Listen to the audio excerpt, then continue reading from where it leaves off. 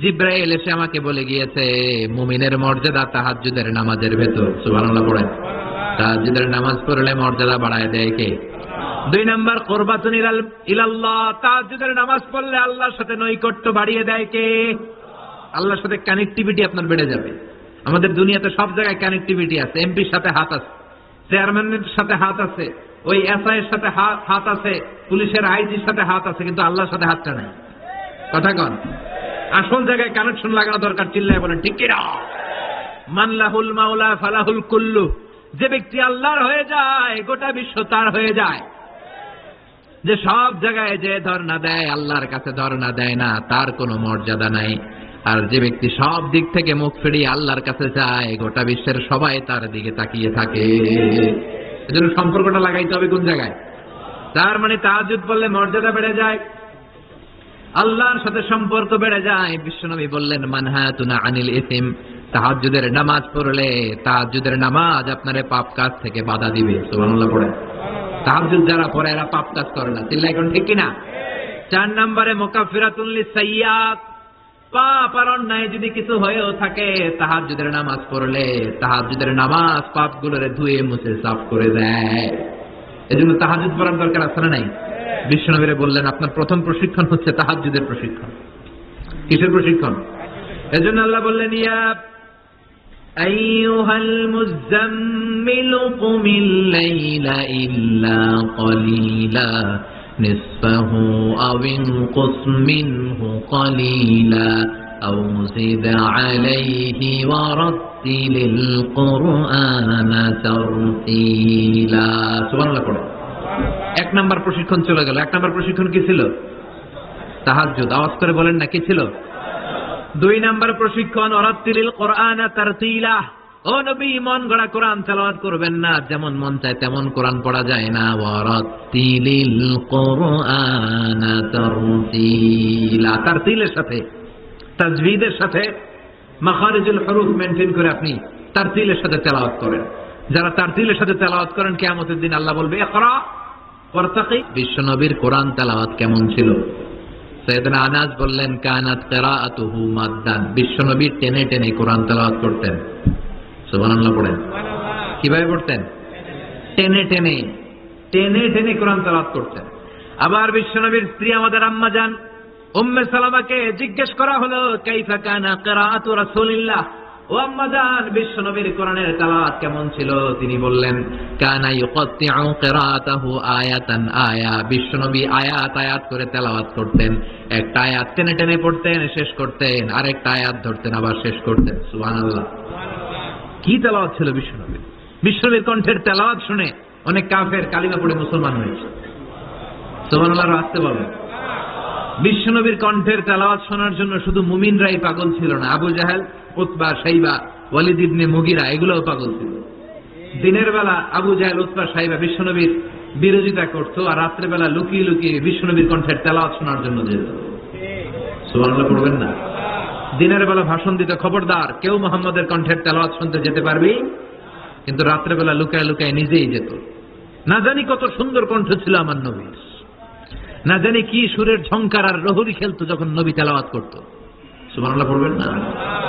এজন্য আল্লাহ বললেন ওয়ারাত্তিলিল কুরআনা তারতিলা, ও নবী ধীর স্থির ভাবে পড়েন। আবার বিশ্বনবী বলতেন যায়িনুল কুরআনা বিআসওয়াতিকুম, তোমাদের কণ্ঠে যত সুন্দর সুর আছে, লহরি আছে, ঝংকার আছে, সবগুলো দিয়ে কোরআন তেলাওয়াত করবা।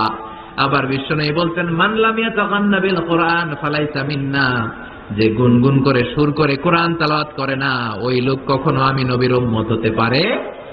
এজন্য সুর করে কোরআন তেলাওয়াত করবেন। কি করে? অনেকে কয় হুজুর আমার সুর নাই। আপনার সুর নাই তো কি আছে? আপনার যেটা আছে ওইটাই সুর, যেটা আপনার আছে ওইটাই সুর। সুর নাই কে বলছে? টয়লেটের ভিতরে ঢুকলে বোঝা যায় কি সুর আছে। বাথরুম সিঙ্গার আছে না, কাপড় খাসতে বসলে কি সুন্দর গান শুরু করে, ঘুম ভাঙাইয়া গেল রে হে মারার কোকিলে, আছে না নাই? তখন সুন্দর সুন্দর গান বেরোয়। কিন্তু কোরআন তেলাওয়াত করতে গেলে সে সুর আমার সুর নাই। আপনার যেটা আছে ওইটাই আপনার সুর, ওইটা দিয়ে তেলাওয়াত করবেন। মিশরের রাশেদ আল আফাসি, আব্দুর রহমান আস-সুদাইস, বান্দার ইবনে আব্দুল আজিজ আল বালিলা, এদের তেলাওয়াত শুনছেন? কি সুন্দর তেলাওয়াত! বিশ্বনবীর তেলাওয়াত ছিল টেনে টেনে পড়তেন, প্রতিটা আয়াত শেষ করে আবার নতুন আয়াত ধরতেন, ঠিক কিনা? আলহামদুলিল্লাহি রাব্বিল আলামিন আর রহমানির রহিম মালিকি ইয়াউমিদ্দিন ইয়্যাকা না'বুদু ওয়া ইয়্যাকা নাস্তাঈন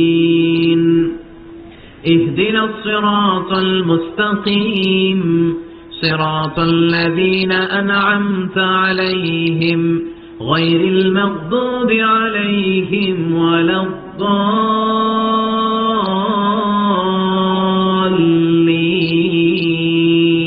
পড়েন আমিন। থেমে থেমে এক আয়াত শেষ আরেক আয়াত, ওই আয়াত শেষ তারপর আরেক আয়াত। বিষ্ণু বলে রুব্বা কারিলিল কোরআন ওয়াল কোরআনু ইয়ালআনুহু, কোরআনের অনেক কারি আছে যে কারীদেরকে কোরআন রহমত না দিয়ে লানত দেয়। এরকম আছে না নাই? বিষ্ণুনবী প্রতি আয়াতের পরে থামতেন, কি সুন্দর টেনে টেনে পড়তেন। আর আমাদের তারাবির নামাজে কি অবস্থা? জাপানের বুলেট ট্রেনও ফেল হাফেজ সাহেবের কাছে, আছে না নাই? হাফেজ সাহেবরা খবরদার, এভাবে কোরআন পড়বেন না। এভাবে কোরআন তেলাওয়াত করলে রহমত না পেয়ে আপনার কপালে লানত জুটবে। চিল্লায় বলেন ঠিক কি না? এজন্য 2 নাম্বার প্রশিক্ষণ রব্বুল আলামিন বিশ্বনবীকে দিলেন আর বললেন ওয়ারাতিলিল কুরআনা তারতিলা। ও নবী, রাত্রিবেলায় তাহাজ্জুদের নামাজে ধীরস্থির ভাবে কোরআন তেলাওয়াত করেন। এরপর আল্লাহ বললেন ইন্না সানুলকি আলাইকা কওলান সাকিলা। ও নবী, অচিরেই ভারী একটা কথা, ভারী একটা বাণী, অনেক ওজনওয়ালা কোরআন আমি আপনার উপরে নাজিল করে দেব। সুবহানাল্লাহ পড়ে। কওলান সাকিলা, it's a very heavy and weightful word. কোরআনের এই কথাগুলোর একটা আলাদা ওজন আছে না নাই?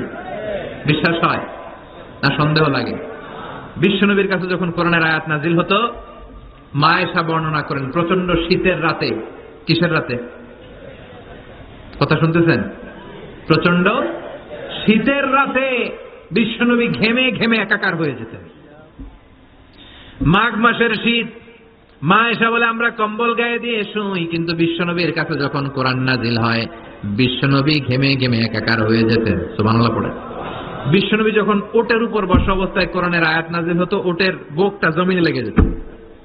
বিশ্বনবী ঘোড়ার উপরে বসা অবস্থায় যখন কোরআনের আয়াত নাজিল হতো, ঘোড়ার পা গুলো জমিনের ভেতরে গেড়ে যেত।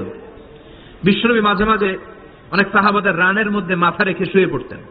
ওই অবস্থায় যখন কোরআনের আয়াত নাজিল হতো, সাহাবারা বলতো আমাদের হাড্ডিটা ফেটে টুকরা টুকরা হয়ে যাবে, এরকম মনে হতো। তার মানে কোরআনের আয়াতের একটা ভার আছে না নাই? এজন্য রাব্বুল আলামিন বলেন লাউ আনজালনা হাযাল কুরআনা আলা জাবালিন লারাআইতাহু খাশিআন মুতাসাদ্দিআন মিন খাশিয়াতিল্লাহ। ও নবী, কোরআনকে মানুষের উপর নাজিল না করে যদি পাহাড়ের উপর নাজিল করতাম, আপনি দেখতেন কোরআনের ভারে বড় বড় পাহাড়গুলো ভেঙে চুরে খান খান হয়ে যেত গো নবী। কোরআনকে যদি মাউন্ট এভারেস্টের উপর আল্লাহ নাজিল করতো, পাহাড়টা ভেঙে দুমড়ে মুচড়ে চূর্ণ বিচূর্ণ হয়ে যেত। চিল্লা এখন ঠিক কিনা? এজন্য আল্লাহ বললেন এটা অনেক ভারী একটা বাণী, এই বাণী আমি আপনার উপরে নাজিল করব। এরপর আল্লাহ বললেন ইন্না নাশিয়াতাল লাইলি হিয়া আশাদ্দু ওয়াতআন ওয়া মুকিলা। ও নবী, রাত্রিবেলা যদি আপনি তাহাজ্জুদের নামাজ পড়েন, আপনার মনোযোগায়নকে শক্তিশালী করে দিবে কে? আপনার কথা বলার যোগ্যতাকে মজবুত করে দিবে কে? কেন আপনি রাত্রিবেলায় তাহাজ্জুদ গুজার হবেন? কারণ ইন্না লাকা ফিন নাহারি সাবাহান তাবিলা। দিনের বেলায় অনেক ব্যস্ততা আছে না নাই? দিনের বেলায় মানুষগুলো কাজকর্ম নিয়ে ব্যস্ত হয়ে যায়, তখন অনেক গোলমাল। তখন নয়, রাত্রিবেলা তাহাজ্জুদ পড়েন, আপনার মর্যাদা বাড়িয়ে দিবে কে? এরপরে 3 নাম্বার প্রশিক্ষণের কথা আল্লাহ বললেন ওয়াজকুর ইসমা রাব্বিকা ওয়া তাবাত্তাল ইলাইহি তাবতিলা।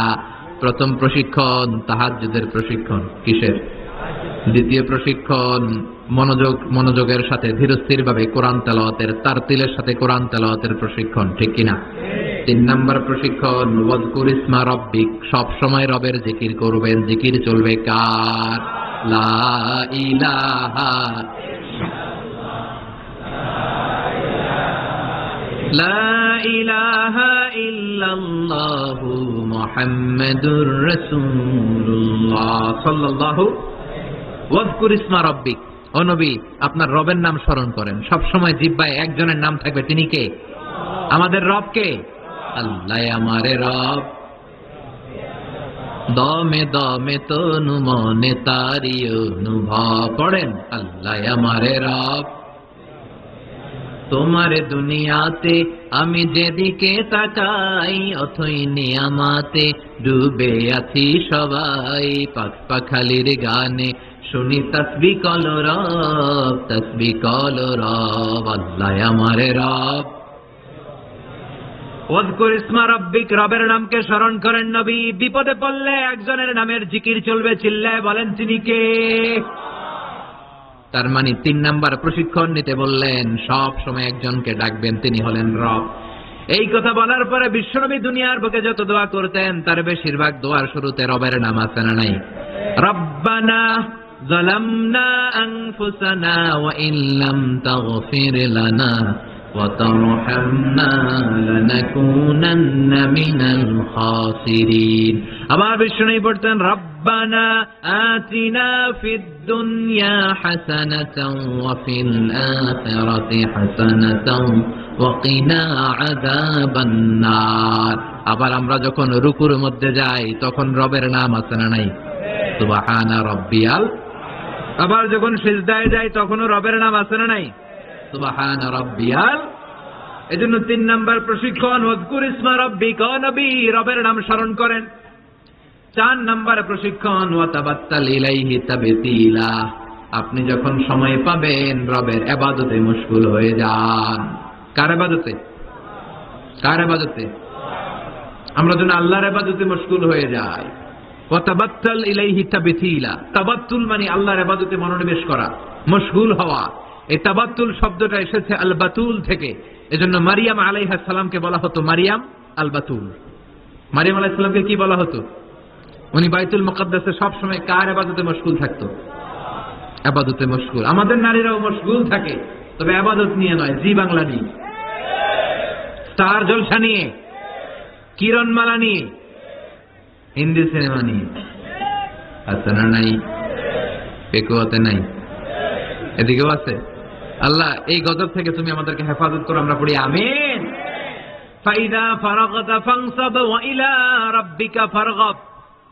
আল্লাহ নবীর ডেকে বললেন, ও নবী, যখন আপনি অবসর পাবেন আপনি ইবাদতে মনোনিবেশ করেন, আল্লাহর ইবাদতে মশগুল হয়ে যান। ওয়া তাবাত্তাল ইলাইহি তাবতিলা। ইবাদত চলবে একজনের, তিনি কে? তাহলে প্রশিক্ষণ কয়টা গেল? জোরে বলেন, আরো জোরে বলেন। এরপরে আল্লাহ বললেন, ওয়াসবির আলা মা ইয়াকুলুনা ওয়াহজুরহুম হাজরান জামিলা। তার আগে বললেন, রব্বুল মাশরিকি ওয়াল মাগরিবি লা ইলাহা ইল্লা হুয়া ফাত্তাখিযহু ওয়াকিলা। সুবহানাল্লাহ পড়েন। রব্বুল মাশরিক ওয়াল মাগরিব, আমি পূর্ব দিগন্তের মালিক, পশ্চিম দিগন্তেরও মালিক, সব কিছুর মালিক কে? লা ইলাহা ইল্লা হু, তিনি ছাড়া কোনো ইলাহ নাই। ফাত্তাখিযহু ওয়াকিলা। আরেক প্রশিক্ষণ চলে আসছে, ফাত্তাখিযহু ওয়াকিলা। ও নবী, আল্লাহর ওয়াকিল হিসেবে গ্রহণ করেন। আমাদের ওয়াকিল বা অভিভাবক কিংবা মুমিনদের গার্ডিয়ান শুধু একজন, চিল্লায় বলেন তিনি কে? ফাত্তাখিযহু ওয়াকিলা। অন্য কাউরে ওয়াকিল বানাবেন না, অন্য কারোর নেতৃত্ব মেনে নেবেন না, অন্য কারোর অভিভাবকত্ব মেনে নেবেন না। বিপদে আপদে হাল ছাড়বেন না, নিরাশ হবেন না, ভরসা রাখুন একজনের উপর, তিনি কে? ফাত্তাখিযহু ওয়াকিলা। 5 নাম্বার প্রশিক্ষণ, ও নবী আপনি আমারে অভিভাবক হিসেবে গ্রহণ করেন, বিপদে আপদে সব সময় আল্লাহর পাশে পাবেন। জোরে বলেন ঠিক কিনা? এরপরে 6 নম্বরে আল্লাহ বললেন, ওয়াসবির আলা মা ইয়াকুলুন। কাফের মুশরিকরা যে সমস্ত গাল মন্দ আপনারে করে, এগুলোর বিপরীতে রেগে না যে আপনি ধৈর্য ধারণ করবেন গো নবী। ওয়াসবির, ধৈর্য ধারণ করেন, কারণ ইন্নাল্লাহা মাআস। ধৈর্যশীলদের সাথে কে থাকে? চিল্লায় বলেন কে? ও নবী, ওরা আপনারে অনেক কিছু বলবে, আপনি রেগে যাবেন না। বিশ্বনবীর কাফেররা কি বলতো জানেন? বলতো আপনি একজন কবি। বিশ্বনবী নাকি কবি? নাউজুবিল্লাহ করবেন না। আল্লাহ বলেন, ওমা আল্লামনাহু আশ-শি'রা ওয়া মা ইয়ানবাগি লাহু। আমি নবীরে কবিতা শিখাই নাই, কবিতা তার জন্য শোভনীয় নয়। সুবহানাল্লাহ পড়েন। আবার বিশ্বনবীরে তারা বলতে লাগলো গণক। কি বলতে লাগলো? কাহিন। আল্লাহ বলে, ওয়ালা বিকাউলি কাহিন। এটা গণকের কথাও নয়, এটা আল্লাহর কথা, ঠিক কিনা? এরপরে বিশ্বনবীর ওরা বলতে লাগলো মাজনুন, মানে পাগল। আল্লাহ বলে, ওয়ামা সাহিবুকুম বিমাজনুন। তোমাদের সাথী আমার হাবিব কিন্তু পাগল নয়। সুবহানাল্লাহ। এরপর ওরা বিশ্বনবীর গালি দিতে লাগলো সাহির বলে। সাহির মানে জাদুকর, সাহির মানে আল্লাহ বলে না আমার নবী জাদুকর না। এরপরে ওরা বিশ্বনবীর বলতে লাগলো আবতার মানে নির্বংশ, লেজ কাটা। আল্লাহ বলে না ইন্না শানিয়াকা হুয়াল আবতার। যারা বিশ্বনবীর লেজ কাটা আর নির্বংশ বলে ওরাই লেজ কাটা, নির্বংশ আর জাহান্নামের নরকীট আর পিতৃ পরিচয়হীন জারদ সন্তান। চিল্লা এখন ঠিক কিনা? বিশ্বনবীর বিরুদ্ধে যারা কথা বলে এগুলো জাহান্নামের নরকীট। ওরা বলে মুহাম্মদ তোমার কোনো ছেলে বেঁচে নাই, তোমার 4 মেয়ে, তুমি ইন্তেকালের সাথে সাথে তোমার বংশ নির্বংশ হয়ে যাবে, তুমি লেজ কাটা। আল্লাহ বলে না রাফা'না আলাকা যিকরাক, নবী আপনার সম্মানকে আমি আকাশ চুম্বি করেছি, আমার নাম যেখানে আপনার নামও আমি রেখেছি সেখানে। ঠিক কিনা? এজন্য কালিমায়ে তয়্যিবার ভেতরে লা ইলাহা ইল্লাল্লাহ, তারপর পর বিশ্বনবীর নাম মুহাম্মাদুর রাসূলুল্লাহ আছে না নাই? আযানের মধ্যে আল্লাহর নামের পরে নবীর নাম আছে না নাই? আবার নামাজে সালাম ফেরানোর আগে বিশ্বনবীর জন্য দুরূদ আছে না নাই? রাফা'না আলাকা যিকরাক। ওরা বলে আপনি লেজ কাটা, আপনি লেজ কাটা না, যারা আপনার গালি দেয় ওরাই লেজ কাটা। ওয়াসবির আলা মা ইয়াকুলুন, ও নবী ওরা যা বলে এই ব্যাপারে আপনি ধৈর্য ধারণ করেন, আপনি মন খারাপ করবেন না। এই গালি গালা যেটা নবীদের শুনতে হবে এটা সুন্নাত। আমরাও এখন গালি গালাজ শুনি, জোরে কোন ঠিক কিনা? আমাদেরকে বলে ব্যাকডেটেড, ব্যাকডেটেড, কিছু জানে না এরা মোল্লা। আমরা কি ডাকে? একজন মেম্বার অফ দ্য পার্লামেন্ট কয়েকদিন আগে সংসদ ভবনে বলছে মোল্লাতন্ত্র। কি বলছে? ইসলামের কথা ভালো লাগে না, এই কাদিয়ানীদের সাফাই গায়। আছে না নাই? বিশ্বনবীদের শেষ নবী এটা মানে না কাদিয়ানীরা, উনি কাদিয়ানীদের সাফার গায়। তার মানে ইসলাম ওনার ভাল লাগে না, ওনার ভাল লাগে কাদিয়ানী সম্প্রদায়কে। চিল্লা এখন ঠিক কিনা? বিশ্বনবীরে বলেছে কবি, ওনারে বলেছে গণক, ওনারে বলেছে জাদুকর, ওনারে বলেছে পাগল, ওনারে বলে লেজ কাটা। ওই গালিগুলো আমাদেরও শুনতে হবে যদি নবীর অনুসারী হই। আমাদেরকে এখন গণক বলে না, পাগল বলে না, আমাদেরকে বলে মোল্লা, আমাদেরকে বলে রাজাকার, আমাদেরকে বলে যুদ্ধাপরাধী। চিল্লা এখন ঠিক কিনা? যুগে যুগে গালি গালা যাচ্ছে না নাই?